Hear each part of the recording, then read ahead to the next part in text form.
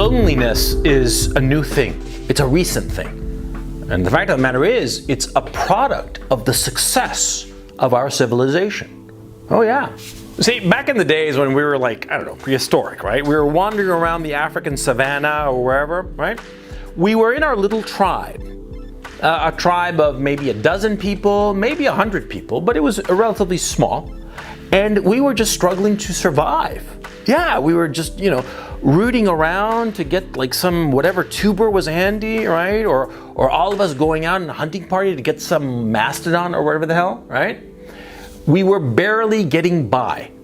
And we saw each other all the time because we needed one another. And so, of course, we were never lonely. The concept of loneliness would have been completely alien to anybody in prehistory. The concept of ever being alone, of not having very strong social interactions with other people all the time. Well, that's what would be happening if you're in a tribe that's barely scraping by. Oh yeah. And the other issue, of course, was survival. See, because when you're struggling to survive, you can't afford the luxury of wallowing in loneliness. Oh no, when you're struggling to survive, you're just like doing everything to claw your way to the state of survival. Yeah, or claw your way out of the open maw that is trying to eat you. You see what I'm saying? Yeah, but when you get to a point where your civilization, you don't need to farm food because there's a farmer who does it and a food processing company that does it for you. When you get to a point where each person can live in their own little separate apartment or house or what have you, yeah, when you have a successful civilization as the one we have now, that's when you start to feel lonely. That's when you start to feel lonely, and you wonder if you're the only one. You wonder if you alone feel this crushing loneliness. If you alone are just rejected by the entire world. You feel as if the entire world is having this great party and everybody is, having a wonderful time, and you're alone in your room, sometimes maybe even thinking of suicide. Huh? I'm here to tell you that everybody feels that way. Everybody feels that way. At some point or another in their lives, every person in this society that we're living in, this incredible civilization that we are lucky enough to enjoy, every single one of us feels that way. We feel as if the whole world is at some party that we weren't invited to. Yeah. And we're stuck at home watching TV or playing a video game or jerking off or whatever the hell. That's not the case. That's not the case. But loneliness is a problem, and it happens to all of us at some point or another. The trick is to use your loneliness, to use it for something productive, to use it rather than to squander it. Because so many times you're going to have a chunk of time where you're alone and you're just going to wallow in your misery, wallow in your loneliness, instead of using that time to develop yourself, use that time to get something out of it.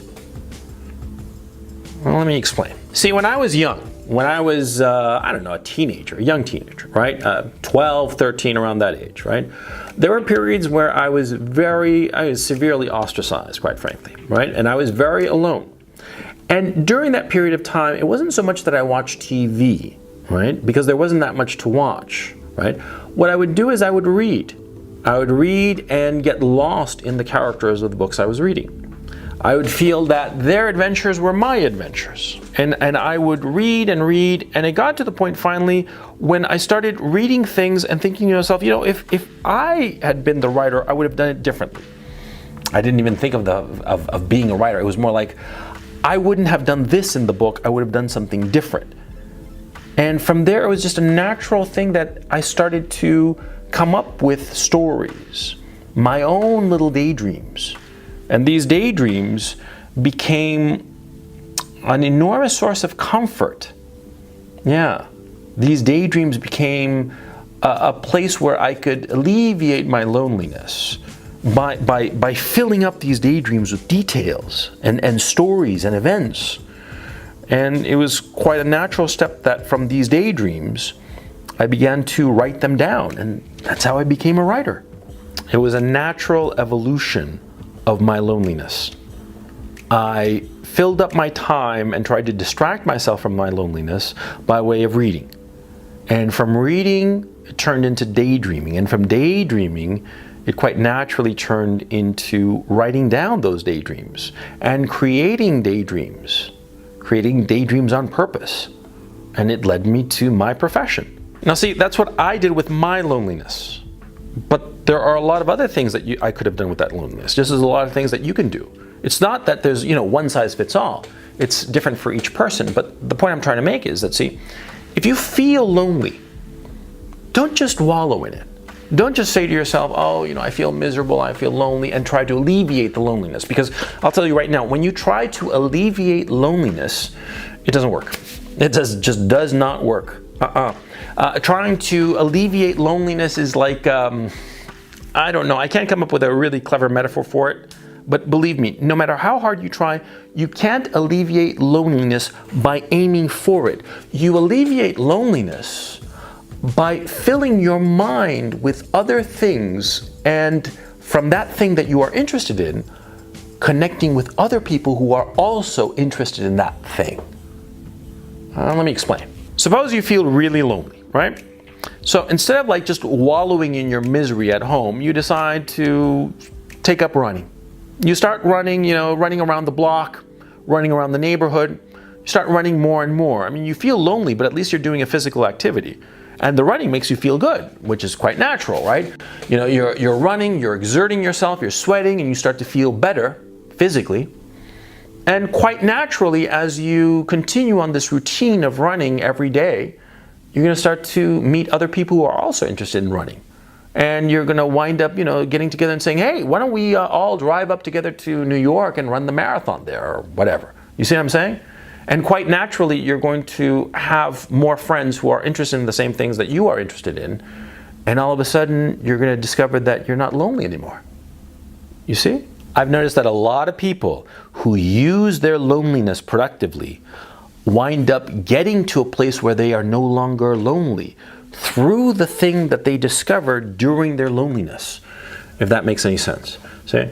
In my own case, it was writing. In the hypothetical I just created, it's running. It can be anything. But you get into something to distract yourself from the loneliness that is productive. And that's the key issue, okay? Because it serves no purpose to be filling your time trying to assuage your loneliness with something that is unproductive or outright destructive. Suppose you feel lonely and you start shooting up heroin. Is that productive? Obviously not. It's incredibly destructive, right? Yeah, you're filling up your loneliness. You no longer feel alone. You feel high, but it doesn't add to you. Now, suppose that to alleviate your loneliness, you start, obsessively playing video games or obsessively masturbating. Does that help? No, it doesn't. It's not destructive like heroin addiction is, right? No, of course not. But it's not productive. You're not getting anything out of it. You're just passively playing a video game. Yeah? And frankly, this argument that, oh, maybe I could become a professional video game player, oh, fuck that. You and I know that that's so much daydream bullshit, right? Playing a video game, obsessively jerking off to porn, that is unproductive. Reading, on the other hand, reading and writing, or just reading alone, because the information that you gather from reading can be valuable at some point in the future, if only to stretch your mind, right? Or doing any activity where something is built inside you. That's the way to alleviate your loneliness, okay? Doing things that are unproductive, that do not give you anything in return, that only sort of maintain the status quo. Well, that's not the way to alleviate loneliness. Now, it's up to you to discern or determine what is a useful and productive thing to do in your loneliness, and what is a destructive thing to do in your loneliness, and what is just of no use to you. Okay, that's up to you, but it's pretty obvious. I mean, you don't need a roadmap. If you're gaining something out of it, some piece of knowledge or experience, if you are learning new things, then that's productive. If you're playing video games, that's fucking unproductive. But okay, I'm not going to belabor the point because I think it's pretty clear. You should look at loneliness as a period to develop who you are. Use the time to do things that are valuable to you. Don't fritter away the time. That's something that, retrospectively, I realize that I frittered away a lot of my time. Yeah, because when you're young, you think you have all the time in the world. When you're young, when you're like, I don't know, 19, 22, 27, 32 even, you know. When you're young, you think that time is endless. But the fact of the matter is that time is awfully short. And the time you feel lonely, at the time that you are feeling it, is going to be devastating, no question. Loneliness is one of the worst emotions imaginable. But the time you spend in your loneliness can be incredibly productive if you decide to use it productively. If you decide to just fritter it away and do nothing during the period of your loneliness, well, yeah, then, you know, it's just a waste of your life, and you'll look back on it later and just want to smack yourself upside the head at all the time that was thrown away, where you could have been learning to play an instrument, where you could have gotten into physical shape, where you could have learned some skill, read books, all kinds of things you could have done. I'm not unsympathetic to the weight of loneliness. I understand it completely, believe me, because there were any number of months of my life, years of my life even, where I felt incredibly lonely, and there were enormous chunks of time that I had that I just wallowed in my loneliness.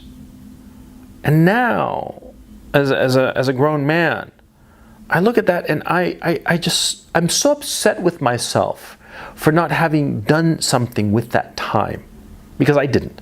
I frittered it away.